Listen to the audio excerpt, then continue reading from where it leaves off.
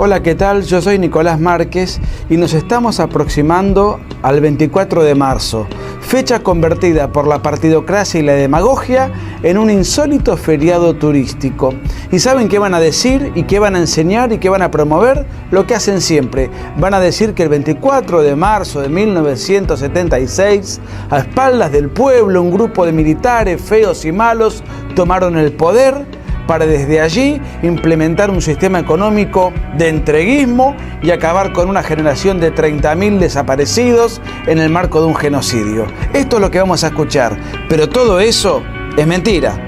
Corría 1970, Argentina era gobernada por un gobierno militar, pero me interesa ese año porque en ese año aparecen dos organizaciones particularmente conocidas. Una fue el Ejército Revolucionario del Pueblo, capitaneada por Mario Roberto Santucho, y la otra organización que aparece ese mismo año fueron los Montoneros, capitaneados por Mario Firmenich. Esta última organización tuvo mayor fama en su debut porque comenzó secuestrando y asesinando al general Pedro Eugenio Aramburu, expresidente de la Nación. Ambas organizaciones a partir de entonces comenzaron a reclutar gente, a prepararse en la guerrilla y en el terrorismo urbano para desestabilizar el orden constituido. Muchos de sus cuadros se capacitaron en Cuba y a partir de entonces se entró a llevar a la Argentina a un clima de guerra civil intermitente, tal como ellos la definieron.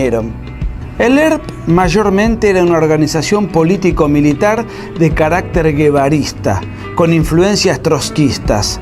Ellos lo que pretendían fundamentalmente era arrastrar la guerrilla hacia zonas rurales. Montoneros, en cambio, lo que pretendía era congraciarse con el peronismo, llevar adelante la política del entrismo. Se dedicaban al terrorismo urbano y era una ideología más difusa. El ERP era mucho más ortodoxo. ¿Cuáles eran los argumentos para sus crímenes, para sus secuestros, para sus atentados, sus colocaciones de bombas, etcétera, etcétera? Ellos decían: hay un gobierno de facto, hay un gobierno que no es legítimo, hay un gobierno que no está constituido con una base popular, por consiguiente nuestra acción criminal se justifica. Ahora bien, la reacción del gobierno de facto, que era una costumbre en Argentina tener gobierno de facto con relativa periodicidad, todo tiene que ser analizado en un contexto específico.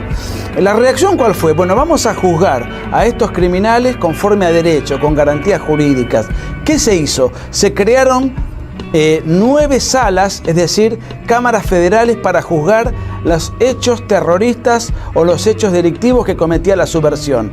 Eran 3 salas conformadas por 3 jueces y entre 1971 y 1973, que fue el plazo en el cual estas salas de magistrados funcionaron, pudieron llevar adelante 8.927 casos y detener 2.000 guerrilleros y 371 de ellos poder condenarlos. De manera tal que desde el punto de vista jurídico institucional se estaba luchando contra la guerrilla con la ley en la mano, con juicios, con abogados defensores, con fiscales, con garantías jurídicas. No fueron cuestionadas. Y finalmente, en 1973, vuelve la democracia. Se levanta la proscripción al peronismo y el candidato peronista para encabezar la fórmula presidencial fue Héctor Cámpora. Héctor Cámpora gobernó solamente 49 días, suficiente como para hacer un desastre en el país. ¿Qué hizo Cámpora? A los casi 2.000 guerrilleros detenidos los amnistió e indultó. Los amnistió el Congreso y él los indultó. ¿Qué hizo? Derogó la Cámara Federal Penal que había sido creada para juzgar a la guerrilla. Y como si esto fuera poco, derogó 20 artículos del Código Penal que fueron sancionados precisamente para juzgar delitos de subversión y terrorismo. Es decir, desbarató el aparato defensivo del Estado, apartó a los jueces, quitó las leyes y dio plena libertad a la guerrilla o a los guerrilleros que estaban detenidos en establecimientos penitenciarios. Dejó al país absolutamente desarmado. Ese fue el legado de Cámpora en apenas 49 días de gobierno. ¿Por qué duró solamente 49 días de gobierno? Porque los objetivos que tenía el Partido Justicialista y sus feligreses, o el Partido Peronista, era traer a Perón, que estaba exiliado en Madrid. Y en ese regreso se generó una tremenda batahola entre los extremismos de izquierda que estaban en el peronismo, que eran los Montoneros, y la línea ortodoxa o tradicional del peronismo. Ese episodio que se dio cuando Perón llegaba al país se conoció como la masacre de Ezeiza.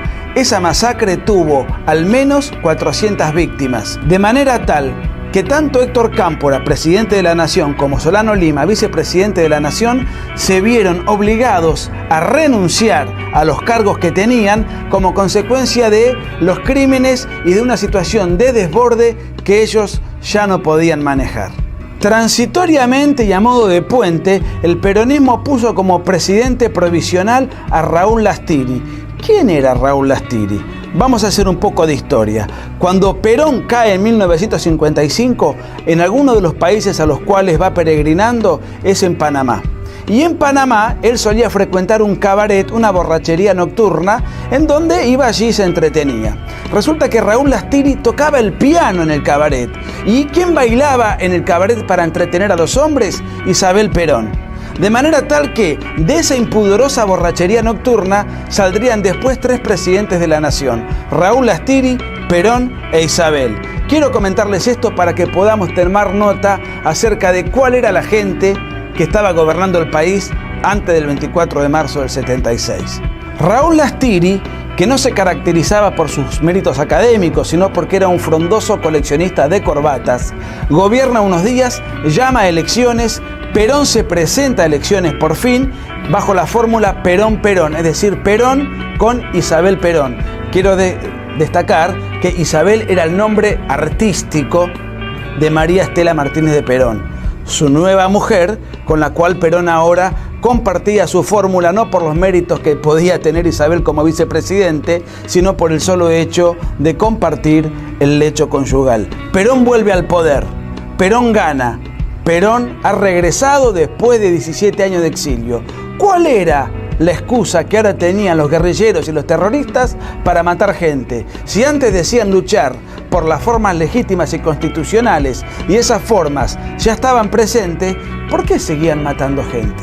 Interesa la pregunta porque uno de los crímenes más emblemáticos ya con las autoridades nuevas constituidas fue matar al dirigente sindical José Ignacio Rucci, mano derecha de Perón.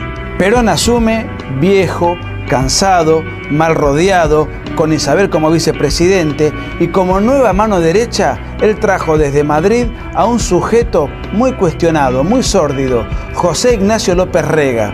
José Ignacio López Rega era un chamán, era un brujo que se dedicaba al espiritismo y otro tipo de extravagancias esotéricas, pero Perón depositaba en él toda su confianza.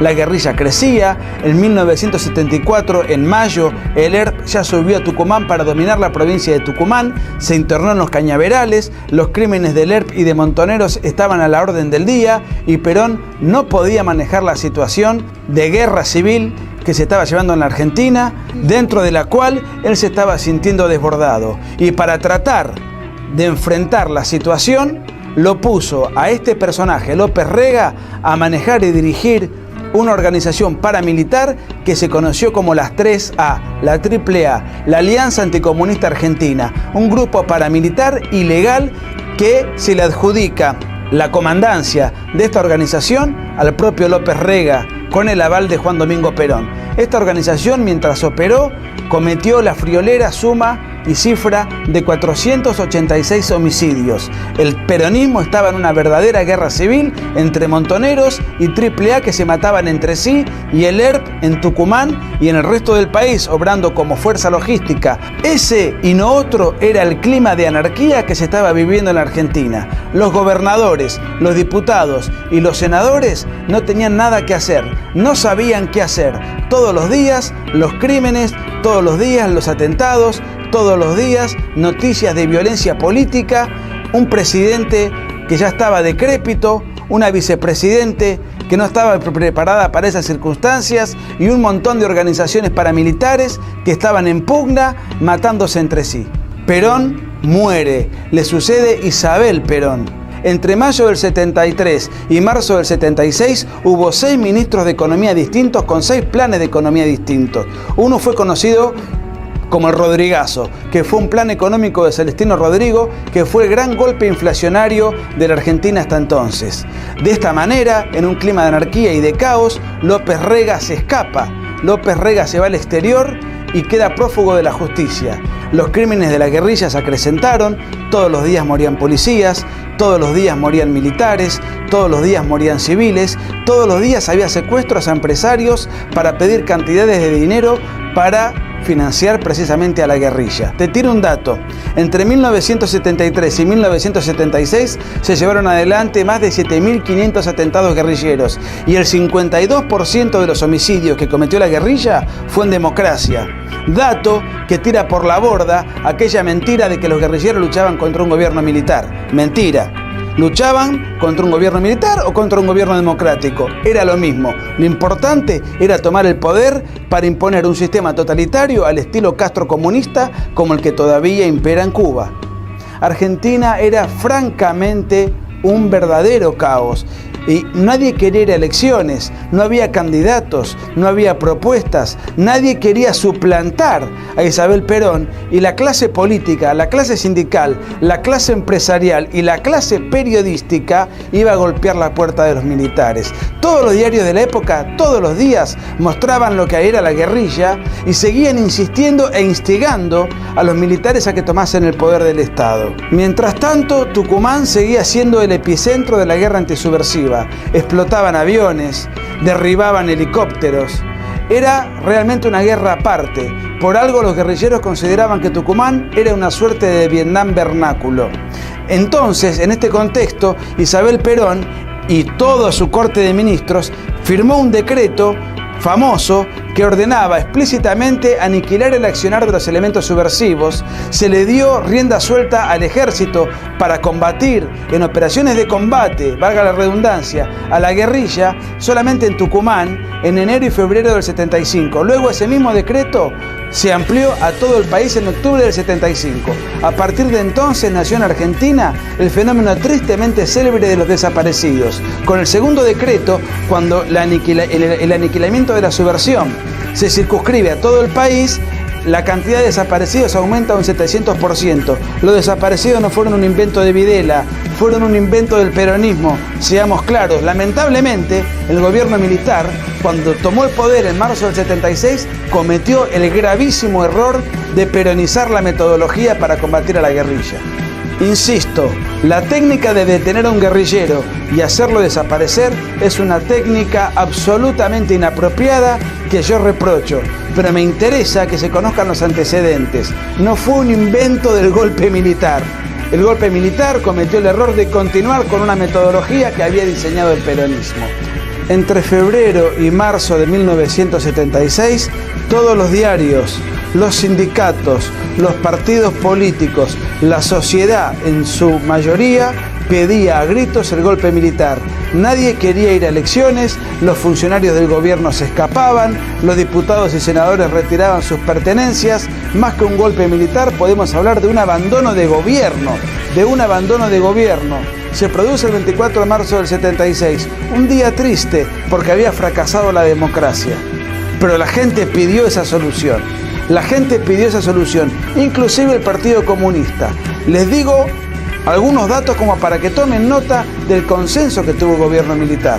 La Unión Cívica Radical durante la presidencia de Videla gobernó 310 municipios. El Partido Justicialista, el partido derrocado, gobernó 192 municipios. El Partido Federal 80, el MID 90. En mi ciudad, Mar del Plata, el socialismo gobernó sin ningún tipo de problema y el Partido Intransigente, otro partido de izquierda, gobernó 4 municipios. El Partido Comunista apoyó el golpe de Videla. ¿Saben quién más apoyó el golpe de Videla? Ernesto Sábato, luego prologador del libro Nunca Más. Por eso, cuando revisemos la historia, revisémosla de una manera completa y no de una manera historietística, tal como se hace ahora. En conclusión, los números de la Guerra Civil Argentina son escalofriantes. El terrorismo marxista a lo largo de 10 años cometió 21.700 atentados, 6 por día, 1 cada 4 horas. Eso incluye 1.500 homicidios, 1.748 secuestros, 5.000 colocaciones de bombas, etcétera, etcétera. Luego tenemos al peronismo que a través del terrorismo, con López Rega y con la AAA, cometió 486 homicidios. Finalmente, 800 guerrilleros cayeron en combate, hubo 900 desaparecidos durante el gobierno peronista y 6.400 desaparecidos durante el gobierno militar. En conclusión, no hubo 30.000 desaparecidos, no hubo un golpe de Estado en contra de la gente, tampoco es cierto que haya habido un genocidio, puesto que el genocidio es el ataque sistemático a una población civil por motivos raciales, étnicos o religiosos, cosa que aquí no sucedió, y además no existía el concepto de genocidio en el derecho entonces vigente. Lo que hubo fue una guerra civil con agentes múltiples, con responsabilidades múltiples. No hubo un sector que fue Satán y otro que fueron ángeles o un sector sacralizado. Fue una responsabilidad multilateral de una guerra revolucionaria que empezó el terrorismo y que por el bien de la República, aunque con muchísimos errores sin duda, ganaron los militares. Ahora bien, el 24 de marzo, que es un día sindicado como el Día de la Memoria, yo me pregunto, ¿de la memoria de quién?